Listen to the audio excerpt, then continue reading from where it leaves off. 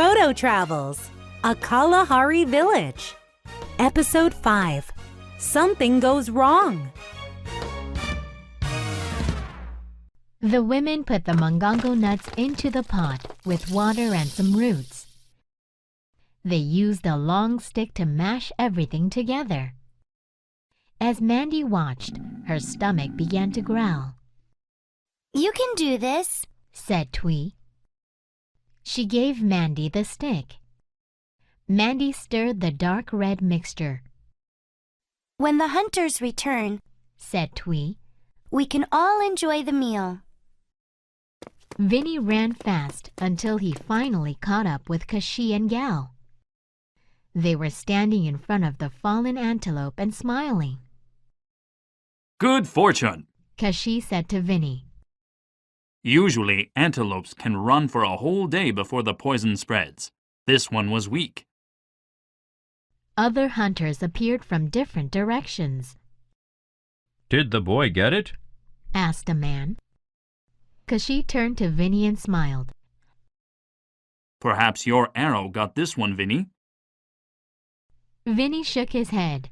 I was too scared to shoot. He showed them his arrow. Kashie stuck his chest out. Vinny noticed those 6 scars on his right side. In our tribe, you become a man after your first kill, said Kashie. Look here. He pointed to one of his scars. I got this when I was your age. Did an animal attack you? Asked Vinny. Kashie laughed. Ha ha, no, I killed a male antelope. That's why I have scars on my right side. If it had been a female, I would have scars on my left side. Kashie then pointed to his eyes. These scars make me see clearer. The ones on my arms help me shoot better. The scars on my chest help me to stay calm when hunting. Didn't it hurt? Asked Vinny. He shivered at what might have made those scars. Kashie laughed again. Ha ha, pain is part of growing up. Suddenly, Gao shouted loudly. He pointed toward the trees. 2 large black rhinos were stamping their feet. We must leave, warned Kashie. We have disturbed them. Gao and Kashie began to slowly walk backward. But the angry animals charged the group. I didn't know rhinos ran so fast, cried Vinny as he ran with the men. Vinny's heart was racing too. Suddenly he heard a scream. Gao! Shouted Kashie, looking around. Gao lay on the ground. A rhino had slashed Gao's leg with his horn. We must get him to the village, said Kashie. Where are the rhinos? Vinny asked. They're gone for now, said Kashie. Quick, help me. They carried Gao to the village. Kashie explained to everyone what had happened. Gao was placed near a fire in front of one hut. He was in a lot of pain. Call the healer, ordered Kashie. Frightened, Mandy ran to Vinny. Did he say healer? Gulped Vinny. Vinny remembered the healers from their Iroquois travels.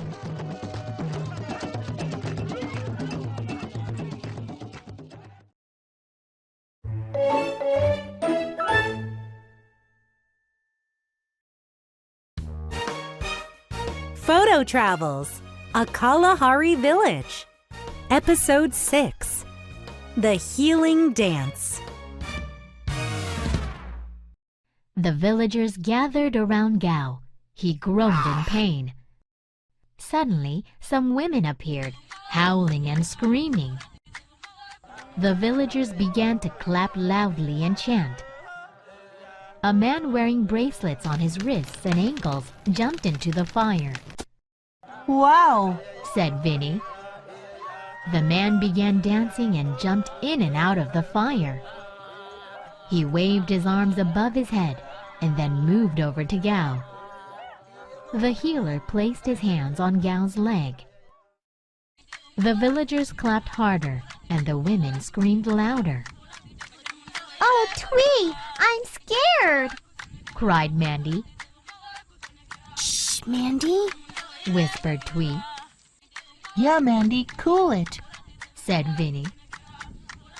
Soon, everything got quiet. Gao sat up and Kashi walked over to him. The other villagers gathered around. An old man was sitting close by. He was holding a rock and dipping his fingers into some kind of paint. He started drawing something on the rock. What's he doing? Mandy asked Twee. He is recording the healing on a rock, Explained Twee. His picture proves our healers have great power. We use these rocks to tell the story to our children. Stories? Asked Vinny. Yes, Said Twee. sometimes we have bigger stories to tell, so we put them on bigger rocks. Come, Twee's mother called. we have delicious mongongo. Everyone cheered. Twee brought over 2 bowls for Vinny and Mandy. Mandy took a sip. It's wonderful, She said. Kashi came over and sat beside Vinny and Mandy. They all watched some boys playing a game. They were throwing long wooden sticks at a round target made out of woven grass, The little ones are already practicing to be good hunters. said Kashi. One day you'll be a fine hunter too, Vinny. Vinny, Said Mandy. I think I know what the glowing thing is. What is it? Asked Vinny. He didn't want to take the photo out. All the villagers would see it. It's a rock. I saw it when I was gathering mongongo nuts with Twee. Mandy said. But you didn't return home. Vinny pointed out. She thought for a moment. I know. It's strange. You should get some rest. Said Kashi, turning to the children. We are moving our village tomorrow. Where? Asked Vinny. To a place with fresh water. Kashi answered and went inside a hut. Vinny, Mandy whispered. we can't go with them. We have to get home. The children quietly left the village and went toward the cave. Nobody saw them leave. Vinny took out the photo. It was glowing blue. We're close. Said Mandy. They walked over to the painted rock just inside the cave. This is it. She said. She could see animals and dancing men. Vinny looked at the photo. But why weren't you sent home when you were here with Twee? I don't. Mandy began. Wait, maybe because we always have to go photo traveling together. She cried. The photo was glowing red. That's it! Shouted Vinny. The children fell down the dark tunnel.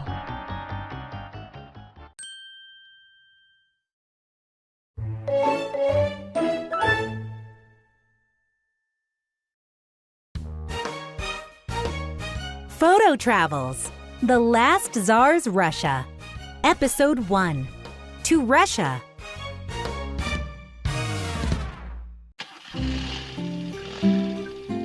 Vinny and Mandy were glad when the twins left. But 2 minutes later, Mom brought bad news. Get changed. Mom said excitedly. We're going to an art gallery. What? Vinny and Mandy said together. It's at the college. Said Mom. It'll be a good experience for you. But, Mom! Mandy cried. I don't want to go. Said Vinny. Mom gave them a long stare. The children knew what that meant. Vinny and Mandy went up the stairs, dragging their feet. I can't believe this. I don't want to go to a boring art gallery, said Vinny. Well, it might be fun, said Mandy, trying to sound cheerful. The children reluctantly went to their bedrooms to get dressed. Vinny was combing his hair in front of the mirror when Mandy knocked on his door. Are you ready? She asked when he opened the door. Vinny quickly pulled her into his room. Hey, we have some time, he said. Why don't we go on a trip before leaving? Okay, then at least something exciting will happen this afternoon, agreed Mandy. The children ran up to the attic. The album was still on the bookshelf. Open it, urged Vinny. Kids, we're leaving in 1 minute, shouted Mom. Mandy opened the album. In the next photo, the old man was standing with some people beside a table. On the table was an object that looked like a little tree. But all the branches formed a perfect egg shape. Light glowed from inside an opening at the top. What's that? Is it a tree or an egg? whispered Mandy. I'm not going to call you again. They heard Mom's footsteps on the stairs. She did not sound happy. Vinny and Mandy looked at each other. Mom's footsteps got closer. Just as she flung open the attic door, Vinny and Mandy started down the dark tunnel. The last thing they saw was their mom standing in the doorway, looking stunned. Mandy fell first. She landed hard on a wooden surface. Vinny fell nearby. They were in a large space with thick, dark curtains in front of them. Behind them was beautifully painted scenery. Through a small opening where the curtains met, the children could see bright lights. They heard loud clapping. It's so noisy, shouted Vinny. He peeked between the curtains. Uh-oh, he cried. The applause got louder, and suddenly the curtain began to open. Vinny and Mandy were on a stage. Vinny grabbed his sister's hand and quickly dragged her to the side of the stage. Loud applause broke out. Bravo! Bravo! The audience cheered. Vinny and Mandy watched the opening curtain. The crowd was standing up, shouting and clapping. A beautiful dancer was at the front of the stage, bowing and blowing kisses. The audience was throwing roses at their favorite ballerina.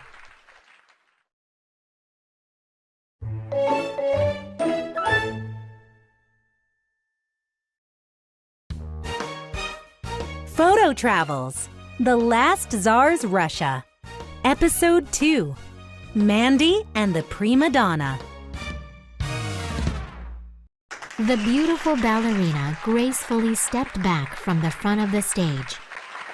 She took one last bow as the curtain closed again and hid her from the audience. Immediately, the children were surrounded by a swarm of people, dancers, costumers, and stagehands. Everyone ignored Vinny and Mandy. Anna, bravo! You were magical! Cried a nearby gentleman. He smiled at the ballerina as she walked toward him. She held an armful of roses. More flowers lay scattered on the stage. Bring them to my dressing room, ordered the ballerina, throwing the bundle of roses to Mandy. But Mandy began. The dancer brushed past her. A man shouted at Vinny. You! Collect all of Miss Pavlova's flowers! He shoved Vinny out onto the stage. Someone pushed Mandy toward the dancer. Hurry up, the ballerina ordered. Mandy followed her. She couldn't see where Vinny had gone. In the ballerina's dressing room, Mandy stood nervously by the door. Anna and the gentleman were arguing. You are my manager, Victor.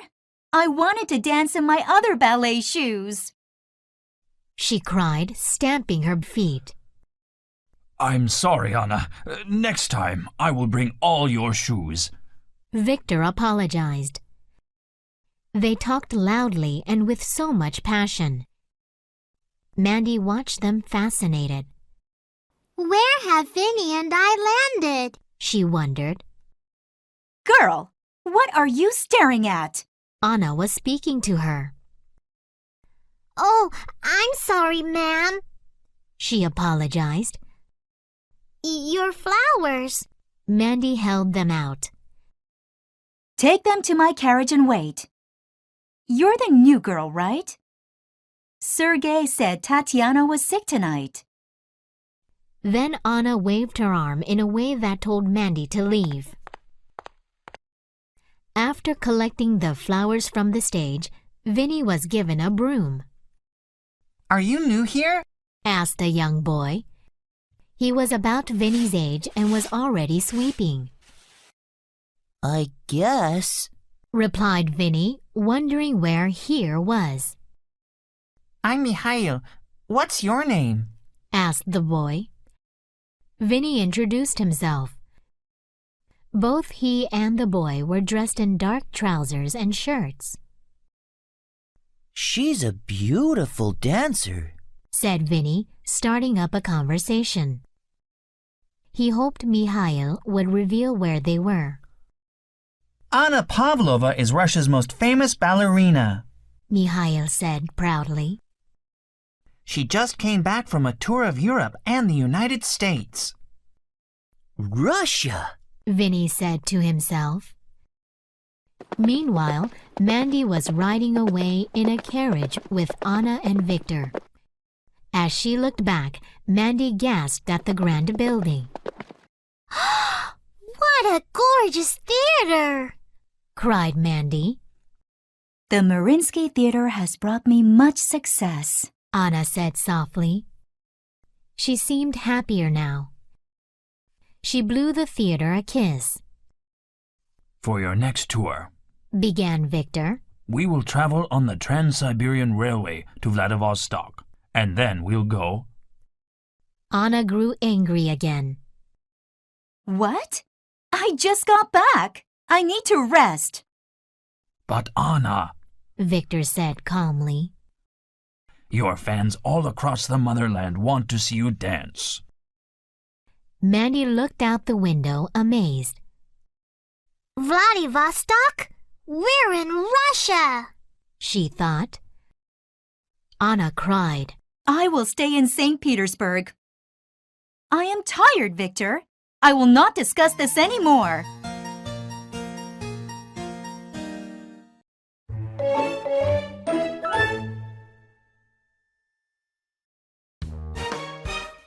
Photo Travels, The Last Tsar's Russia, Episode 3, In and Around St. Petersburg. Vinny's back felt stiff. He stretched and followed the other cleaners out of the theater. Good night, Vinny, Mikhail called out. Wait, Vinny cried.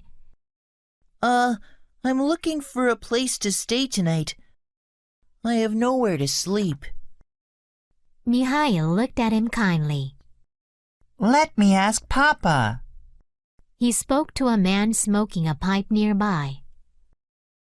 We live simply, Vinny, Mikhail's father said. but you are welcome. The Tsar does not care about his people, so we must take care of one another. Thank you, Vinny said with relief. He hoped Mandy had a place to sleep too. Mihail's home was very small but clean. It was 3 rooms in an apartment building near the marketplace. Mihail's mother welcomed them with soup and some bread. This isn't much, Mihail's mother said, handing Vinny a thin blanket. but it will keep you warm. Vinny soon fell asleep next to Mihail. The next day, they ate hot cereal called kasha for breakfast. Afterward, Mihail's mother poured tea into 3 glasses and 1 cup. Have some tea, She said. Vinny reached for the cup, but Mihail's mother stopped him. Drinking tea from cups is only for women. She laughed. Russian men drink from glasses. Today is a big day, Said Mihail's father. We're going into the Imperial Palace of the Tsar. Why are you going there? Vinny asked. We have a special delivery to make. Mihail replied. Today is the presentation of the Easter gift. Papa and Uncle Anton are in charge of the flowers. What gift? Asked Vinny. Mihail chuckled. Why, the same gift that is given to the royal family every Easter. Vinny had no idea what the gift was, but he pretended to know. Oh, that is exciting. I can't wait to see it. I'll need help. Said Mihail's father. Anton and I can't carry all the baskets of flowers. Mihail and Vinny were eager to help.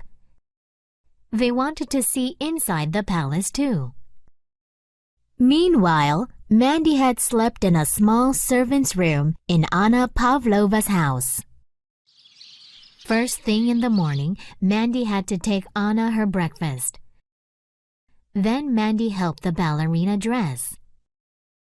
I'm going to have lunch at the palace, She told Mandy. You will come with me.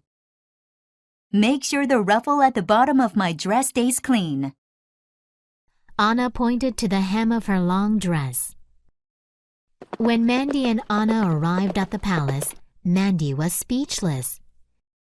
It wasn't just the size of the palace. It was how luxurious it was. The palace reminded her of Versailles in France. 4 palace guards came out to meet the carriage.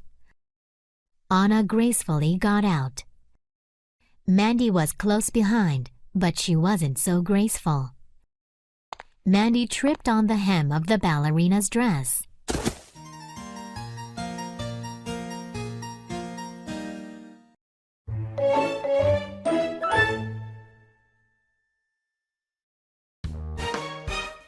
Photo Travels, The Last Tsar's Russia, Episode 4, The Winter Palace. Vinny and Mihail rode down the streets of St. Petersburg. The buildings were grand but old, and birds had built nests in the stone cracks. Vinny saw that many people were poor.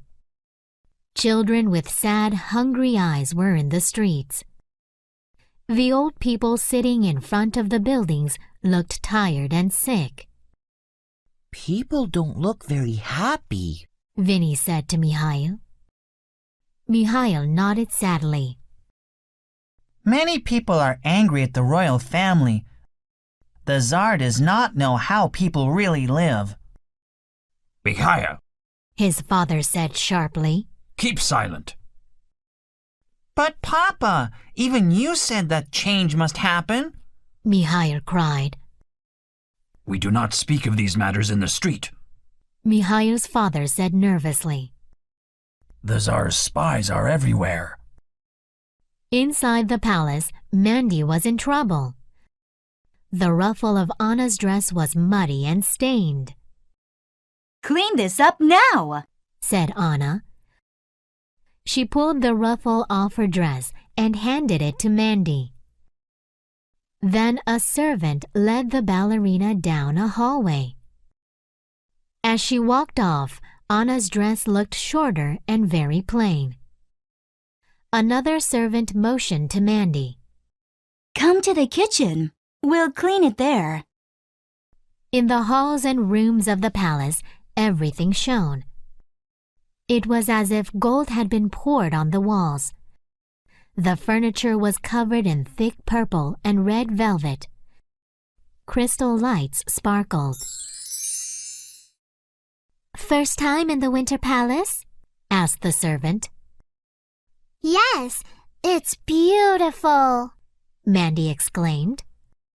The royal family is usually here only in winter, but this year, the Romanovs are staying longer, explained the servant. Romanov, that name sounds familiar, Mandy thought. Outside the kitchen, they passed delivery men carrying baskets of flowers. A little while earlier, Vinny had arrived at the palace. In the square outside, he unloaded baskets of flowers from a wagon. Wow, look at how big the palace is, he cried, staring. Come, we have work to do, said Mihaya's father.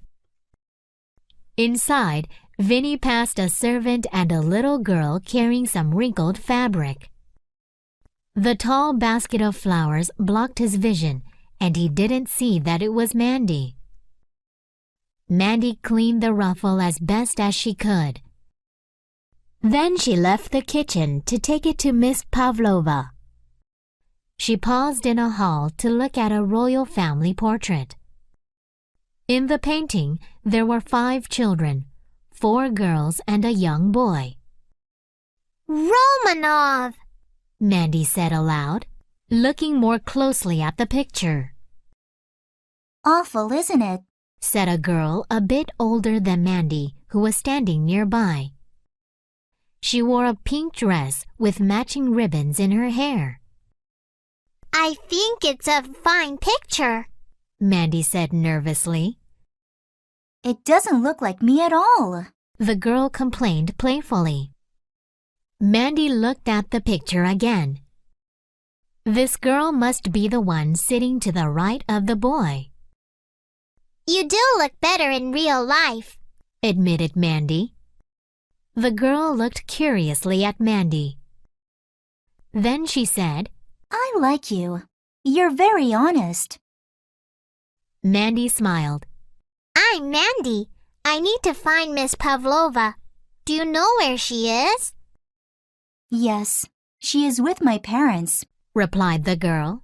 My name is Anastasia.